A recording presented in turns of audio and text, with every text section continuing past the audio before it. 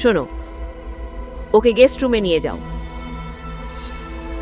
কাল সকাল 8টায় আমরা এখান থেকে বেরোবো।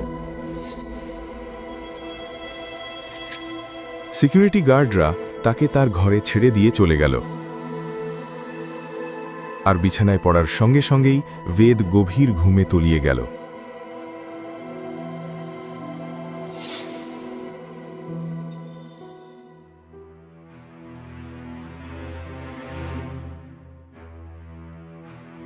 আমাদের সঙ্গে চলো।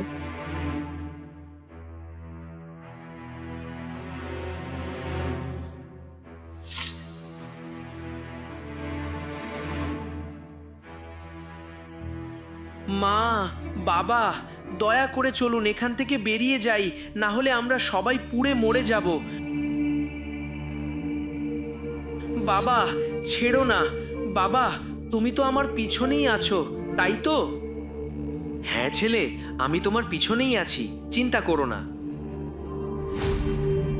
নিজের ভাবনায় ডুবে বেদ সেই পরিত্যক্ত বাড়ির ভেতরে ঢুকল। সেই ভয়ঙ্কর রাতের সব ক্ষত আবার টাটকা হয়ে উঠল। যতক্ষণ না বিশ্বাসঘাতকদের হাড় পুড়ে ছাই হবে ততক্ষণ আমরা শান্তি পাব না। কাপুর, বিশ্বাসঘাতকদের একটাই শাস্তি, মৃত্যু, মৃত্যু, মৃত্যু। শুধু কাপুর পরিবার নয়, তাদের চিৎকারই শোনা যাওয়া উচিত। আমাদের ন্যায়।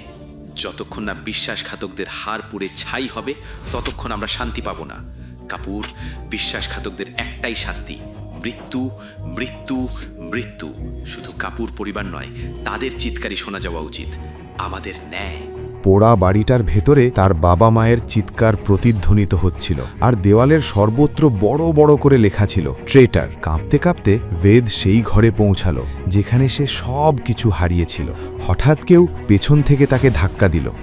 একজন বিশ্বাসঘাতকের ছেলে সবসময় বিশ্বাসঘাতকই হয়। তোমার বাবা মায়ের যেমন পরিণতি হয়েছিল, তোমার পরিণতিও তেমনই হবে। শেষটা হবে তোমার। তোমার জীবনের হিসেব চুকিয়ে দেওয়ার সময় এসে গেছে।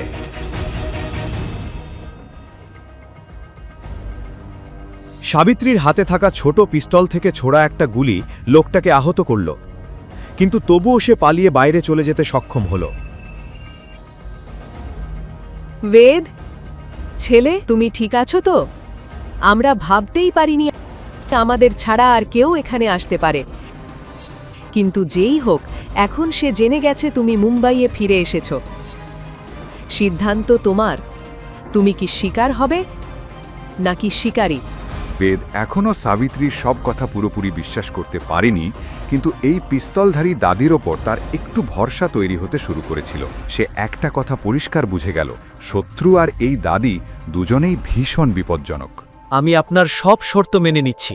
তোমার বাবা মা যে চেয়ারটা রেখে গেছেন তার প্রকৃত উত্তরাধিকারী তুমি।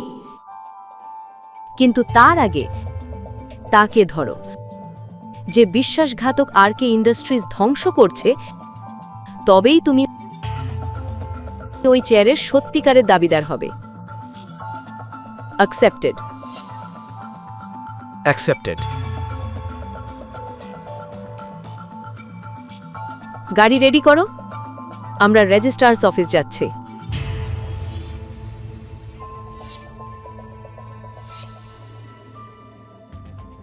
গ্র্যান্ডমাদার, এত জরুরিভাবে আমাদের কেন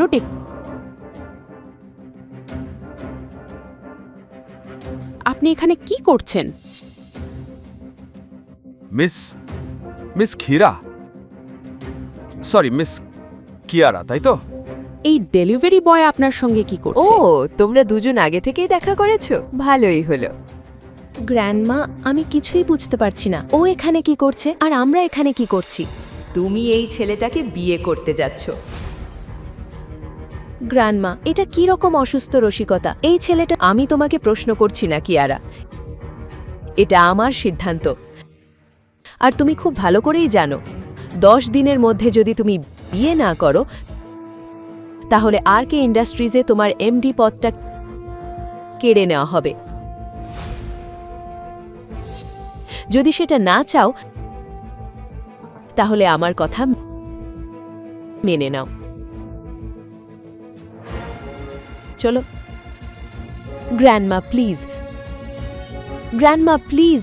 ও হ্যালো ডেলিভারি বয়। গ্র্যান্ডমাদারের বড় ভুল বোঝাবুঝি হয়েছে। তার বয়স আর বিশ্বাসের সুযোগ নিও না। এখনই গিয়ে পুরো সত্যিটা বলো, তুমি কে, কি করো আর এখানে কি করছো, নইলে আমি। এই অভদ্র ধনী মেয়ে সাবিত্রীজির নাতনি। বিয়ের শপথ অনেক দূরের কথা।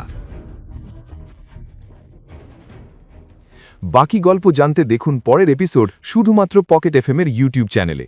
আর কে ফর কিং এর সব এপিসোড শুনতে ডেসক্রিপশনের লিংক থেকে এখনই ডাউনলোড করুন পকেট এফএম অ্যাপ।